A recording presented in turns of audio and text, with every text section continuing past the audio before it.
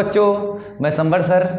आज हम लोग जो है ऑब्जेक्टिव की बात करने वाले हैं और आपका फर्स्ट चैप्टर क्लास 12 का सॉलिड स्टेट। मैं आपको ऐसे ऑब्जेक्टिव बताऊंगा जो आपके एग्जाम में पूछने वाले हैं। तो बच्चों स्टार्ट करते हैं। फर्स्ट क्वेश्चन है आपके बोर्ड में स्क्रीन में रखा हुआ है और पहला क्वेश्चन बच्चों आपका है कि amorphous solid is also called. बच्चों हम लोग ना एमॉर्फस सॉलिड को किस नाम से जानते हैं? आपको मैंने ठोस अवस्था में पहले बताया था कि सॉलिड जो होता है ना वो दो टाइप का होता है। एक का नाम क्या है? क्रिस्टलीन सॉलिड है और एक का नाम क्या है? नॉन क्रिस्टलीन सॉलिड है। बच्चों हम लोग जानते हैं एक का नाम क्या है? क्रिस्टलीन सॉलिड है। क्या है? क्रिस्टलीन सॉलिड है। और एक का नाम क्या था आपका? नॉन क्रिस्टलीन सॉलिड था। एक का नाम आपका है नॉन क्रिस्टलीन सॉलिड है। लेकिन आपसे बच्चा पूछा गया है कि नॉन क्रिस्टलीन सॉलिड को हम लोग और एक नाम से जानते हैं जिसका नाम क्या होता है? Amorphous solid. इसको हम लोग क्या बोलते हैं? एमॉर्फस सॉलिड भी इसको कहा जाता है। उसके बाद और भी इसका एक नाम होता है, इसको हम लोग फॉल सॉलिड भी कहते हैं। इसको क्या हो जाएगा? फॉल सॉलिड भी कहते हैं। और इसका एक नाम है, इसको सीडो सॉलिड भी कहा जाता है, यानी सीडो सॉलिड भी इसको कहा जाता है। तो आपका क्वेश्चन एक नंबर में आया हुआ है कि amorphous solid is also called. आपसे क्वेश्चन अक्रिस्टलीय ठोस को कहते हैं। क्या कहते हैं? तो एक नंबर नॉन क्रिस्टलीन सॉलिड, ये भी सही हो जाएगा। दो नंबर फॉल सॉलिड, ये भी आपका सही है। तीसरा नंबर सीडो सॉलिड, ये भी आपका सही है। आपका चौथा क्या? एमॉर्फस सॉलिड है। लेकिन इसको और एक बच्चा का नाम होता है जिसका नाम क्या है? सुपर कूल्ड लिक्विड होता है। इसका नाम क्या है? सुपर कूल्ड क्या होगा? लिक्विड भी इसको कहा जाता है। तो इसके अनुसार इसका आंसर क्या होगा? पहला क्वेश्चन क्या है? फॉल सॉलिड, ये भी सही है। ऑप्शन बी में क्या? सीडो सॉलिड, ये भी आपका सही है। ऑप्शन सी में सुपर कूल्ड लिक्विड, ये भी आपका सही है। तो दैट मीन्स क्या होगा? ऑप्शन डी विल बी क्या होगा? Right answer. ऑप्शन डी क्या हो जाएगा? इसका सही हो जाएगा। तो एक नंबर क्वेश्चन का आंसर कहाँ जाएगा? कि ऑल में जाएगा, क्योंकि फॉल हम लोग ना एमॉर्फस सॉलिड को फॉल सॉलिड भी कहते हैं, सीडो भी कहते हैं, सुपर कूल्ड भी कहते हैं और एक नॉन क्रिस्टलीन सॉलिड भी कहते हैं। इसलिए इसका आंसर कहाँ जाएगा? डी में चले जा रहा है। तो नेक्स्ट क्वेश्चन देखते हैं, आप स्क्रीन पे आते हैं। चलिए नेक्स्ट क्वेश्चन की ओर जाते हैं हम लोग। आपका नेक्स्ट क्वेश्चन है ट्रू सॉलिड इज। आपके स्क्रीन पे क्वेश्चन है ट्रू सॉलिड इज। बच्चों पूछा गया है कि वास्तविक ठोस है। Option number a non crystalline solid. Option A क्या होगा? नॉन क्रिस्टलीन सॉलिड बच्चों दिया हुआ है आपका। ऑप्शन ए में क्या है? Non crystalline solid. Option B क्या है? Crystalline solid. ऑप्शन क्या? Pseudo solid. Option D all दिया हुआ है। तो बच्चों हम जानते हैं भाई कि क्रिस्टलीन सॉलिड को, देखो क्रिस्टलीन सॉलिड को कई नाम से जानता है। एक तो क्रिस्टलीन सॉलिड हो गया, दूसरा इसी का नाम क्या है? ट्रू सॉलिड है। क्या इसी का नाम है? ट्रू सॉलिड है। इसका और एक नाम होता है ट्रू सॉलिड हो गया, एक क्रिस्टलीन सॉलिड, एक होगा मॉर्फस सॉलिड। एक क्या जाएगा? मॉर्फस क्या होगा? सॉलिड हो जाएगा। तो आप बताओ बच्चों इसको हम लोग किस नाम से जानते हैं? पहली बात नॉन क्रिस्टलीन तो ये होगा नहीं, क्रिस्टलीन भी आपका सीडो तो होगा नहीं, एमॉर्फस होता है। ऑप्शन डी में नहीं होगा, ऑप्शन बी विल भी क्या होगा? Right answer. तो अगर आपसे क्वेश्चन पूछा जाएगा कि बताओ भाई ट्रू सॉलिड इज, मतलब वास्तविक ठोस है, इनमें से कौन है? तो आपके अनुसार आंसर कहाँ जाएगा? ऑप्शन बी में चले जाएगा। तो ऑप्शन बी विल भी क्या होगा? Right answer. अब आगे की ओर आते हैं, क्वेश्चन नंबर 3 पे आते हैं बच्चों। चलिए तो आपका क्वेश्चन स्क्रीन पे है, क्वेश्चन नंबर 3 में दिया गया है बच्चों। थोड़ा देखेंगे कि विच ऑफ दी फॉलोइंग, क्या दिया है? विच ऑफ दी फॉलोइंग। आपका क्वेश्चन नंबर 3 थोड़ा सा देखा जाए।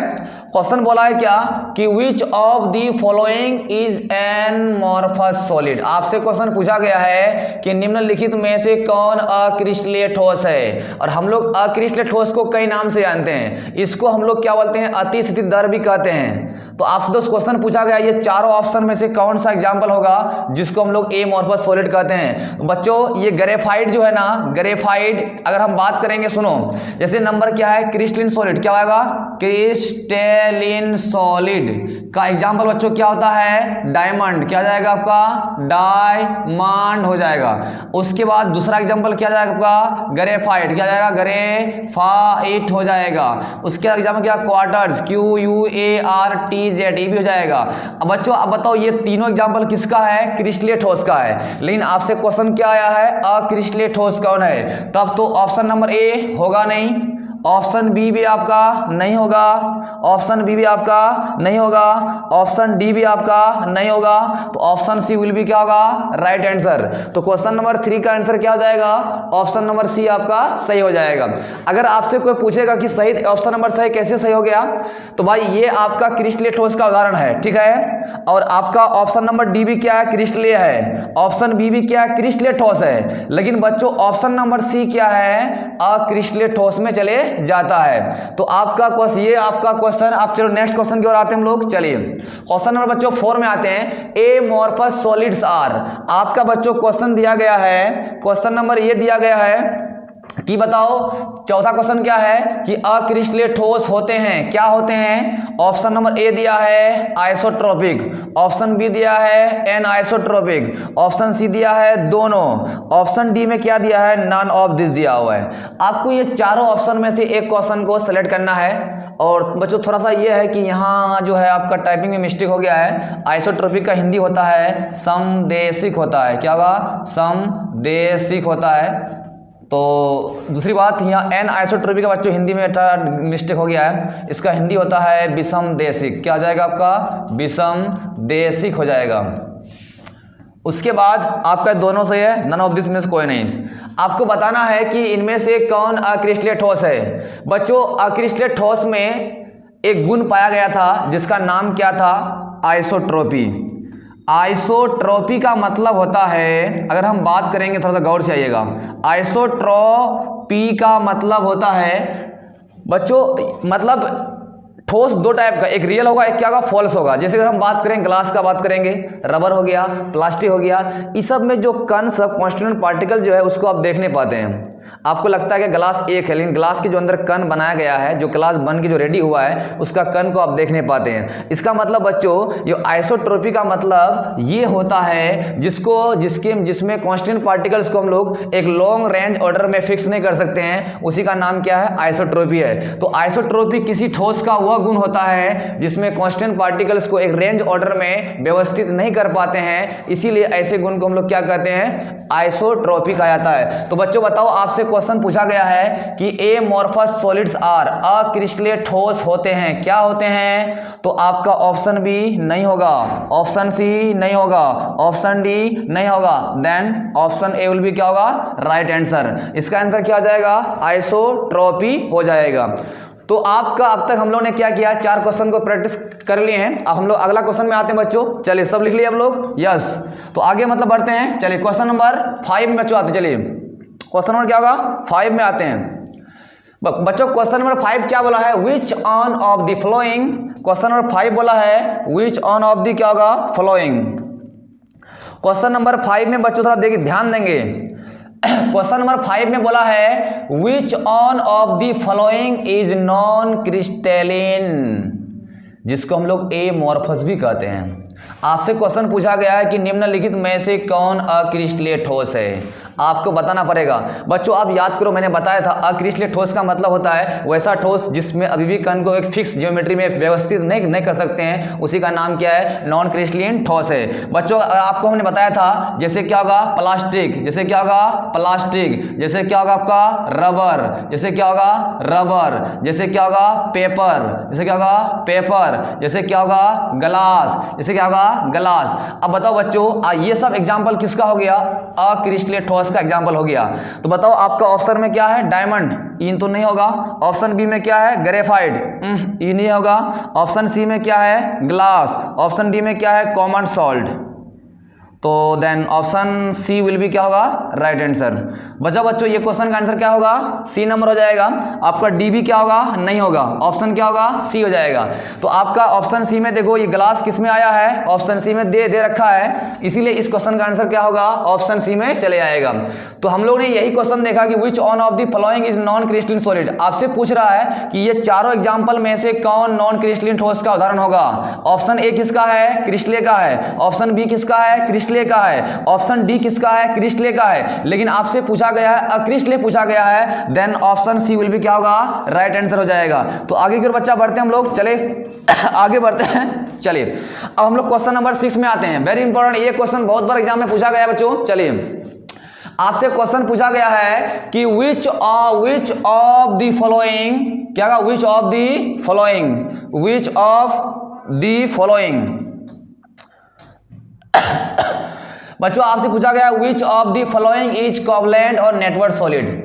यार मैंने बताया था कि क्रिस्टलीय ठोस 4 टाइप का होता है बच्चों, आपको याद होगा सर, याद करो, आप याद करो। 4 टाइप का था। एक का नाम क्या था, आयोनिक सॉलिड, एक का नाम क्या था, आयोनिक सॉलिड था, और बच्चों दूसरा का नाम था रे कोवलेंट सॉलिड। और ये सॉलिड बहुत बार पूछा गया। कोवलेंट को हम लोग क्या बोलते हैं, नेटवर्क सॉलिड भी कहते हैं, इसको हम लोग ना नेटवर्क सॉलिड भी इसको कहा जाता है। और ऑप्शन सी में था बच्चों मेटेलिक सॉलिड था, क्या था आपका, मेटेलिक सॉलिड था। तो हम लोग ने पढ़ा था कि क्रिस्टलीय ठोस 4 टाइप का होता है, और चौथा में था आपका मोलेकुलर सॉलिड था। मोलेकुलर क्या था आपका, सॉलिड था। क्लियर। चलिए हम लोग ने पढ़ा था कि नेटवर्क ये सॉलिड ना क्रिस्टलीय ठोस 4 को होता है। एक का नाम आयोनिक है, दूसरा कोवलेंट है, तीसरा मेटेलिक है, चौथा क्या है, मोलिकुलर है। लेकिन ये चारों ठोस में से कोवलेंट का एग्जांपल पूछा है। बच्चों यहाँ क्वेश्चन लिखा हुआ है कि निम्नलिखित में से कौन सहसंयोजक ठोस है।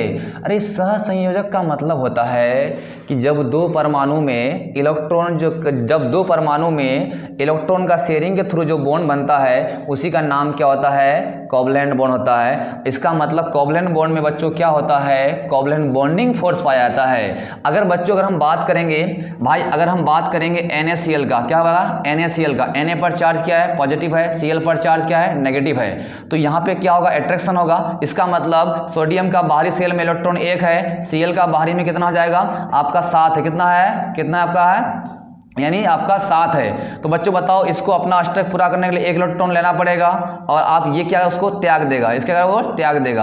अब बच्चों बताओ, इसका मतलब ये क्या हो जाएगा, ये आपका इलेक्ट्रॉन को ट्रांसफर कर रहा है, जिस कारण यहाँ बॉन्डिंग क्या बन रहा है, आयनिक बॉन्डिंग बन रहा है। क्या बन रहा है आपका, आयनिक बॉन्डिंग बन रहा है। इसका मतलब बच्चों ये तो आंसर होगा नहीं। चलिए भाई, अगर हम बात करेंगे बच्चों, एक आपका क्या है, आपका Al का मतलब एल्युमिनियम है, और आप बच्चों N का नाम क्या है, नाइट्राइड है। बच्चों Al पर चार्ज कितना आएगा, 3 आएगा, N पर चार्ज कितना आएगा, -3 आएगा। क्लियर भाई, ये प्लस में ये माइनस में खत्म हो जाएगा। अब बताओ, अगर हम बात करेंगे Al क्या धातु है और N क्या आपका अधातु है। इसका मतलब बच्चों जब धातु और अधातु होता है ना, तो उनके बीच जो बॉन्ड बनता है उस बॉन्ड का नाम क्या है, कोवलेंट बॉन्ड है। और कोवलेंट बॉन्ड से क्या होता है, नेटवर्क सॉलिड, नेटवर्क से क्या होता है, कोवलेंट सॉलिड। इसका मतलब बच्चों ये I2 नहीं होगा इसका आंसर, इसका आंसर N भी नहीं होगा, इसका आंसर आपका AlN होगा, जिसे हम लोग क्या कहते हैं, एल्युमिनियम नाइट्राइड कहते हैं। तो ये क्वेश्चन आपका एग्जाम में बहुत बार पूछा गया, ये बहुत इंपॉर्टेंट क्वेश्चन है। आपसे पूछा गया कि which of the following is a covalent और नेटवर्क सॉलिड, इनमें से कौन सा है। बच्चों आप अगर बात करेंगे तो ये किसका होगा, ये मोलिकुलर सॉलिड का एग्जांपल, इसका एग्जांपल है। इसका है, इसका है, किसका है, इसका है। और ये आइस भी किसका है, मोलिकुलर चले आएगा। और आपका ये ऑप्शन सी नंबर क्या हो जाएगा आपका, यानी सहसंयोजक ठोस का उदाहरण हो जाएगा। तो चलो रेडी है, चलिए तब तक चलो नेक्स्ट क्वेश्चन आते हैं। तब चलिए अब बच्चों 7 नंबर में लोग आते हैं, क्वेश्चन नंबर क्या आते हैं, 7 में आते हैं। चलिए क्वेश्चन बच्चों 7 में पूछा गया है कि नंबर ऑफ बर्बेल लैटिस आर्स। ये क्वेश्चन बहुत बार एग्जाम में पूछा गया है। पूछा गया क्या, नंबर ऑफ बर्बेल लैटिस, नंबर ऑफ क्या होगा, बर्बेल लैटिस। आपसे क्वेश्चन पूछा गया है नंबर ऑफ बर्बेल लैटिस। चलो भाई रेडी भाई, चलिए बच्चों नंबर ऑफ बर्बे लैटिस की संख्या कितना होता है। मैंने बताया था कि एक साइंटिस्ट का नाम था बर्बे था, जिन्होंने यूनिट सेल, भाई बच्चों इसका नाम क्या है रे, यूनिट सेल है। यूनिट सेल में कितने कौन होते हैं, 8 को। कितना, 1 2 3 4 5 6 7 8, कौन कितना हो गया, 8 हो गया बच्चों। ठीक है, क्लियर, हाँ सर क्लियर, 8 हो गया। इसका फेस, 1 फेस 2 फेस 3 फेस 4 हो गया, हाँ 4, 5 और 1 6, 8 और 6 कितना हो गया, कितना हो गया, 14। कितना हो गया, 14 कहीं है देखो तो, हाँ है। ऑप्शन नंबर 10 गलत, ऑप्शन बी गलत हो जाएगा, ऑप्शन सी विल बी क्या होगा, राइट आंसर। बच्चों ये क्वेश्चन बहुत बार पूछा गया है। अगर जब भी क्वेश्चन आएगा कि भाई बर्बे जालकों की संख्या कितनी होती है, तो कितना भाई 14, कितना होगा, 14 होता है। तो ऑप्शन नंबर सी क्या होगा, सही हो जाएगा। तो नेक्स्ट की ओर बढ़ते हैं हम लोग, आगे की ओर जाते हैं। चलिए चलो नेक्स्ट क्वेश्चन, 8वां क्वेश्चन, वेरी गुड, बहुत अच्छा क्वेश्चन है। चलिए भाई बच्चों आपसे क्वेश्चन ये क्या है, the smallest part of space lattice is called. यार मैंने बताया था बच्चों इसका नाम क्या है रे, इसका नाम क्या है। चलिए आगे चलते था, इस क्वेश्चन को देखो गौर से। आपसे क्वेश्चन पूछा गया है कि the smallest part of space lattice is, यानी क्रिस्टलीय जालक के सबसे छोटे भाग को कहते हैं। पहली बात है बच्चों, हम लोग को जानना पड़ेगा कि सबसे छोटा भाग कौन होगा। भाई देखो ना, सबसे छोटा भाग का मतलब होता है ई पार्ट होता है बच्चों। इसी को हम लोग क्या कहते हैं, स्पेस लैटिस। क्या लिखेंगे, स्पेस लैटिस।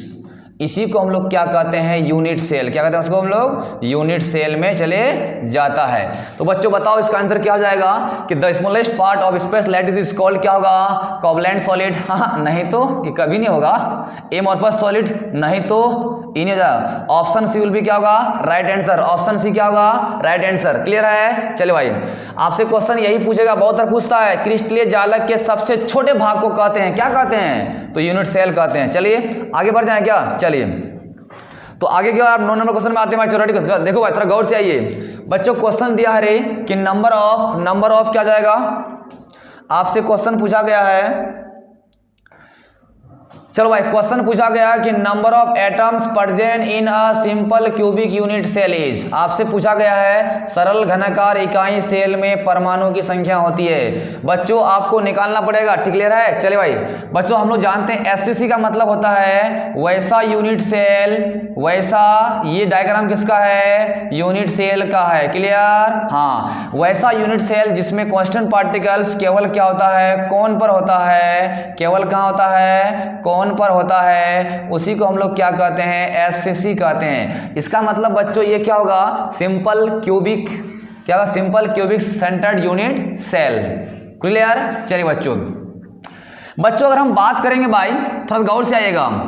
मतलब देखो, total TOTL, total number of corners, total number of क्या होगा, कॉर्नर्स इन क्या होगा, इन यूनिट सेल। इन क्या होगा, यूनिट सेल। इन क्या होगा, यूनिट सेल। बच्चों कितना कोण होता है, 8 कोण होता है। लेकिन बच्चों ये यूनिट सेल में कोण कितना है, 8 गो है। क्लियर। चलिए, लेकिन भाई ये 8 कोण से बना है, तो एक कोण में कितना होता है, तो बता देखो, वन पार्ट ऑफ क्या होगा, 1 एटम। 1 क्या होगा, 1 एटम। तो भाई 1/, कितना आ जाएगा, 8 आ जाएगा। ठीक है, 1/, कितना आएगा, 8 आ जाएगा। अब देन क्या आएगा, then number of atoms, then क्या होगा, number of atoms. Number of क्या होगा, एटम्स। बच्चों इसका मतलब क्या होगा, एटम की संख्या निकालना। बच्चों कितना रहे, इन क्या हो जाएगा, 8 कॉर्नर। इन कितना का, 8 कॉर्नर हो जाएगा। तो बच्चों बताओ, एक कॉर्नर में कितना आता है, 1/8 आता है। गुना कितना का निकालना है, 8 का निकालना है। तो 8 क्या होगा, खत्म हो जाएगा। कितना बचेगा, 1 बचेगा। अब बच्चों बताओ, क्या इस यूनिट सेल में फेस में भी कांस्टीट्यूएंट पार्टिकल्स है, नहीं है। तब तो आंसर कहां जाएगा, 1 जाएगा। देखो ऑप्शन कहां है, अच्छा ऑप्शन नंबर ए में 1 दिया हुआ है, तो ऑप्शन ए विल भी क्या होगा, राइट आंसर। तो बच्चों बहुत बार पूछेगा आपसे कि number of atoms present in a small simple cubic unit cell is, क्या हो जाएगा इसका आंसर, 1 में चले जाएगा। क्लियर। चले भाई, तो आगे की ओर चलते हैं। चलो नेक्स्ट क्वेश्चन की ओर आते हैं। तो 10 नंबर भाई, कितना में आते हैं, 10 पे। चलो भाई, वेरी गुड। बच्चों बोला है कि number of atoms present in a body centred cubic unit cell is. बताओ कोई है, बताओ आंसर क्या होगा, जल्दी जल्दी जल्दी, ABCD बताओ कौन होगा। तो बच्चों पहले हम लोग क्या करते हैं, एक काम करेंगे, हम लोग पहले इसका डायग्राम बनाते हैं। चलिए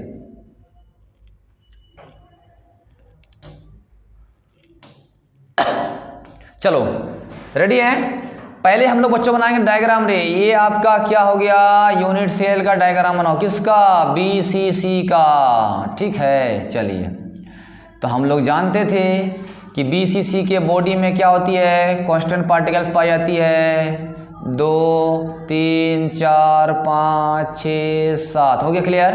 चलिए बच्चों, हम लोग जानते हैं कि मतलब टोटल कॉर्नर्स क्या होगा, टोटल क्या होगा, कॉर्नर्स इन क्या होगा, यूनिट सेल। इन क्या होगा, यूनिट सेल। इन क्या, यूनिट सेल। कितना हो जाएगा, 8 हो जाएगा। इसको हम लोग BCC बोलो या कुछ बोलो, ये डायग्राम किसका है, BCC का है। चलिए, तो 1 पार्ट क्या होगा, 1 पार्ट ऑफ क्या होगा, 1 एटम। ऑफ क्या होगा 1 atom.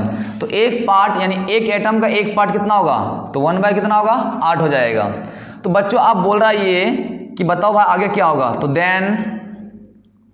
Then number of atoms, number of क्या होगा, नंबर ऑफ एटम्स इन कितना होगा 8 कॉर्नर, इन क्या होगा 8 कॉर्नर हो जाएगा। तो बच्चों आपसे ये पूछ रहा है कि बताओ एक यूनिट सेल में कितना कौन होता है, तो 8 को होता है। तो उसी में देखो कि एक पार्ट 1 पार्ट ऑफ 1 एटम, मतलब एक एटम का एक हिस्सा कितना होगा 1/8 हो जाएगा। तो अब बताओ देन मतलब तब नंबर ऑफ एटम्स इन क्या होगा 8 कॉर्नर, 8 कॉर्नर में नंबर ऑफ एटम कितना हो जाएगा बच्चों, तो हम लोग जानते ना रे 1 कॉर्नर में 1/8 निकालना कितना का 8 का, तो 8 क्या होगा खत्म हो जाएगा, आंसर कितना आएगा 1 आएगा। तो बच्चों इसका मतलब ये बीसीसी यूनिट सेल में नंबर ऑफ कॉर्नर्स कितना, नंबर ऑफ एटम कितना आ गया 1 आ गया।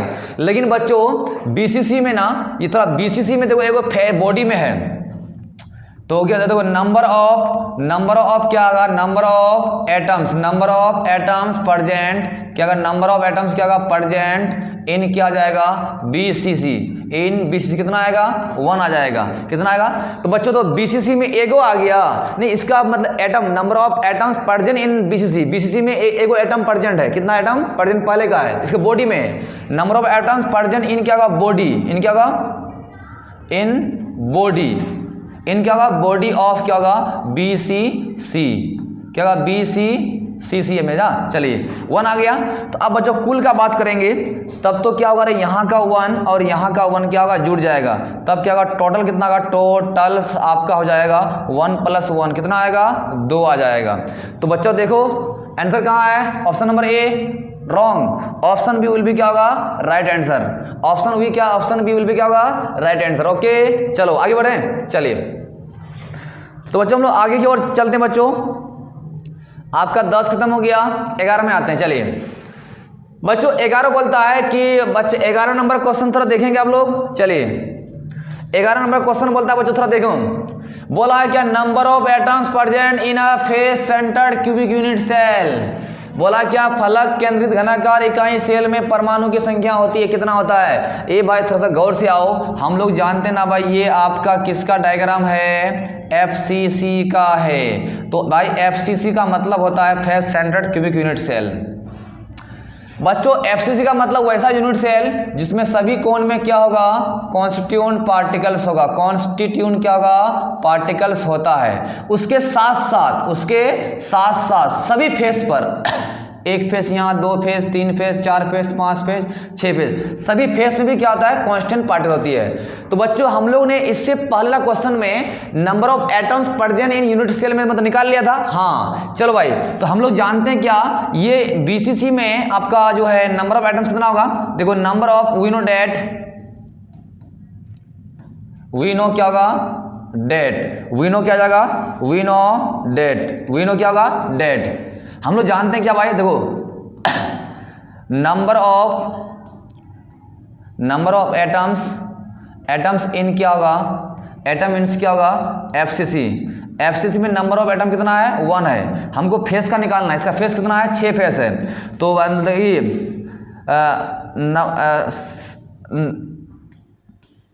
फेस आर प्रेजेंट इन क्या होगा एफसीसी इज इक्वल कितना आएगा 6 आएगा, ठीक रहे। तो 1 पार्ट, तो क्या 1 पार्ट ऑफ क्या होगा 1 फेस, 1 पार्ट ऑफ क्या होगा 1 फेस इज इक्वल कितना आएगा 1 बाय कितना होता है 2 होता है, निकालना कितना आएगा 6 का निकालना है, तो द्वितीय कितना आएगा 6 आएगा। तो बच्चों इसका फेस में कितना आ गया 3 आ गया, और इसका आपका नंबर ऑफ एटम कितना हुआ, हम कितना आया था 1 आया था, 1 और 3 कितना होगा रे 4 4 4 4 4। तो option A B C, option C will भी क्या होगा राइट आंसर, ऑप्शन सी क्या होगा राइट आंसर हो जाएगा। क्लियर। चलो भाई आगे की ओर जाते हैं। चलिए चलो बच्चों चलिए क्वेश्चन नंबर 12 में आते हैं। क्वेश्चन नंबर 12 क्या बोल रहा है कि number of atoms, number of क्या होगा नंबर ऑफ एटम्स बोला क्वेश्चन। बच्चों 12 नंबर क्वेश्चन में आते हैं। चलिए क्लियर, देखो बताओ इसका आंसर क्या होगा, कोई है 1 2 4 6। भाई क्वेश्चन बोला है नंबर ऑफ एटम्स प्रेजेंट इन क्या होगा एससीपी, एससीपी मीन्स क्या होता है? हेक्साक्लॉज पैकिंग, हेक्साक्लॉज पैकिंग, हेक्साक्लॉज पैकिंग। बोला बच्चों षष्ठ कोणीय घनीय निविड संकुलन में परमाणु की संख्या कितनी होती है? ए भाई एचसीपी में, तो मैंने तो आपको बताया था एचसीपी में परमाणु की संख्या।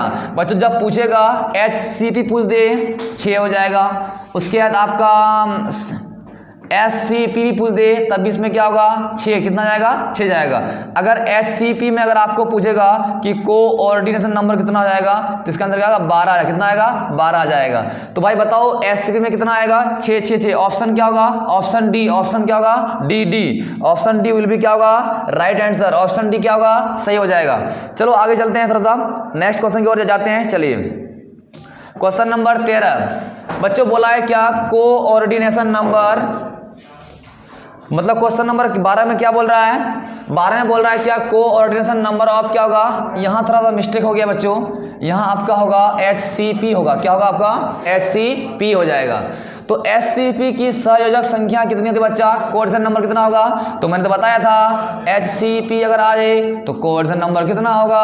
12 12। सीसीपी आए तब भी क्या होगा? 12। कितना आएगा? 12। तो ऑप्शन डी विल भी क्या होगा? Right answer. ऑप्शन डी सही हो जाएगा। चलो आगे बढ़ते हैं।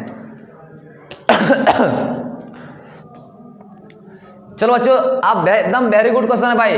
पैकिंग इफिशिएंसी और एंड एम्प्टी स्पेस इन क्या होगा? Simple cubic unit cells are respectively equal to the क्या होगा? बच्चों बोलता है घरल सरल घनाकार क्या होगा? सरल घनाकार क्या होगा? सरल। बच्चों क्वेश्चन आया है कि सरल घनाकार इकाई सेल में संकुलन क्षमता तथा रिक्त स्थान क्रमशः होते हैं। तो बच्चों आपको मैंने बताया था कि पैकिंग इफिशिएंसी निकालने का फॉर्मूला होता है, क्या होता है? कि गोले का आयतन क्या होगा? गोले का आयतन क्या होगा? गोले का आयतन बटे क्या होगा? यूनिट सेल का आयतन बटे क्या होगा? यूनिट सेल का क्या होगा? यूनिट सेल का आयतन हो जाएगा। और इनटू क्या करेंगे?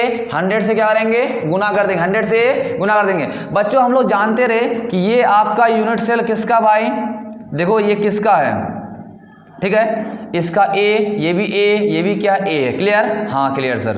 1 2 3 ठीक है। लेकिन बच्चों थोड़ा सा गौर से आओ, 1 गोला 2 गोला 3 गोला 4 गोला। देखो इसमें एक यहाँ पे आर लगा हुआ है यार, इसका मतलब क्या है कि ए जो है ना वो क्या होता है? 2r के बराबर है। तो बच्चों कितना एर है? तो a क्यूब क्या जाएगा बताओ? तो 2r का क्या जाएगा? क्यूब हो जाएगा। डेट मीन्स क्या होगा? r cube. a का वैल्यू कितना आ गया? r क्यूब आ गया। a का वैल्यू कितना आ गया? r क्यूब आ गया। क्लियर? चलो भाई a का वैल्यू आपका r क्यूब आ गया, ठीक है। थोड़ा सा आप लोग याद रखिएगा, a का वैल्यू आपका क्या आ गया? सॉरी r का वैल्यू कितना आ जाएगा? 8। a का वैल्यू क्या? a क्यूब का वैल्यू कितना आएगा? 8r क्यूब आ गया। क्लियर? चलिए भाई आप जानते हैं कि नंबर ऑफ इसमें एटम कितना होता है? चलिए तो आप जानते हैं भाई यूनिट सेल का आयतन, ये गोले का आयतन कितना? गोले का आयतन, गोले का क्या होगा? आयतन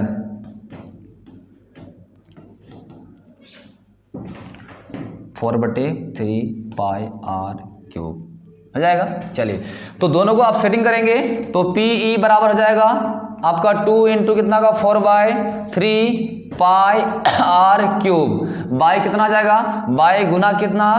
गुना कितना होगा? यूनिट सेल का कितना होगा? 8r क्यूब आ जाएगा। देखो r क्यूब खत्म हो जाएगा बच्चों। चले ठीक है, 2 चौका 8 4 आ जाएगा भाई। यहाँ कितना हो जाए आपका? 4। तो 4 गुना कितना होगा? 22/7 गुना कितना? 4 तिया कितना होगा? 12। 4 तिया तो 4 का 4 तिया कितना होगा? 12। 4 तिया 12। बच्चों कितना आ गया यहाँ पे आए? 22। यहाँ गुना कितना होगा? 100 हो जाएगा। तो 2200 बटे कितना आ जाएगा? 7 तिया 21 भाग देंगे बच्चों तो आपका आंसर कितना आएगा? 52 पॉइंट कितना होगा? 4%। तो बताओ आंसर बच्चों क्या होगा इसका आंसर बताओ? ऑप्शन एससीबी तो 52.4% विल बी क्या होगा? Right answer. बताओ यार अगर 100 में अगर 52 ये भरा हुआ है तो खाली कितना होगा? जितना बचेगा वो खाली में चले आएगा। चलिए तो नेक्स्ट क्वेश्चन की ओर चलते हैं हम लोग। चलिए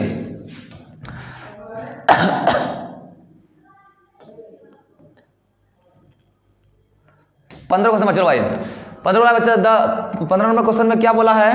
चलिए क्वेश्चन 15 बोला है कि packing efficiency and empty space in body centred cubic unit cell are respectively equal to. बोला गया पिन केंद्रित घनाकार इकाई सेल में संकुलन क्षमता तथा रिक्त स्थान क्रमशः होते हैं। बताओ इसका आंसर क्या होगा? तो मैंने तो आपको बताया था भाई कि भाई पैकिंग इफिशिएंसी निकालने का फॉर्मूला क्या बच्चों होता है? क्या गोले का आयतन क्या होता है? गोले का आयतन, गोले का क्या जाएगा? आयतन बटे क्या जाएगा? यूनिट सेल का आयतन, यूनिट सेल का क्या होगा? आयतन, आयतन हो जाएगा। ठीक, उसके बाद इनटू कितना हो जाएगा? 100 से गुना करेंगे आपका तुरंत आपका निकल जाएगा। तो आपको हम बोले थे भाई जब भी अगर आपसे पूछेगा SCP/SCC आएगा तो आंसर कितना आएगा? 52.4% आ जाएगा। ठीक है, अगर आपका BCC आ जाएगा तो आपको कितना आएगा? 68% कितना भरा हो जाएगा। अगर आपका FCC आएगा तो कितना आएगा? 74% हो जाएगा। अगर यही पूछेगा CCP पूछेगा तब भी कितना आएगा? 74% होगा। ये सब याद रखना, ठीक है ना। तो ये सब आपका भरा हुआ जगह है, इसमें जितना बचा वो क्या खाली हो जाएगा। तो बताओ आपसे क्वेश्चन क्या पूछा है? BC पूछा है, तो इसका आंसर क्या होगा? 68% भरा हुआ होगा और खाली ई कितना होगा? खाली होगा। तो कभी का सिर्फ खाली पूछता है तो आंसर कितना होगा? 32 जाएगा, और पूरा पूछेगा तो ये आपका ऑप्शन नंबर ए विल भी क्या होगा? Right answer. फिर हम लोग मिलेंगे जो आज मैंने कितना बताया आपको? 15 क्वेश्चन बताया, ठीक है। और फिर हम लोग आप जो नेक्स्ट वीडियो में आपको इससे आगे बढ़ा जाऊंगा। तो मैंने आज आपको 15 क्वेश्चन बताया और ये 15 आप याद कीजिए, और इस चैप्टर में और आपको 15 क्वेश्चन दिया जाएगा जो 30 क्वेश्चन में से इसी के अंदर में आपका बोर्ड में क्वेश्चन आएगा। अगर सॉलिड स्टेट से क्वेश्चन आ रहा है तो इससे आपका बाहर नहीं जाएगा। चलिए ठीक है, मिलते हैं तब तक के लिए थैंक यू।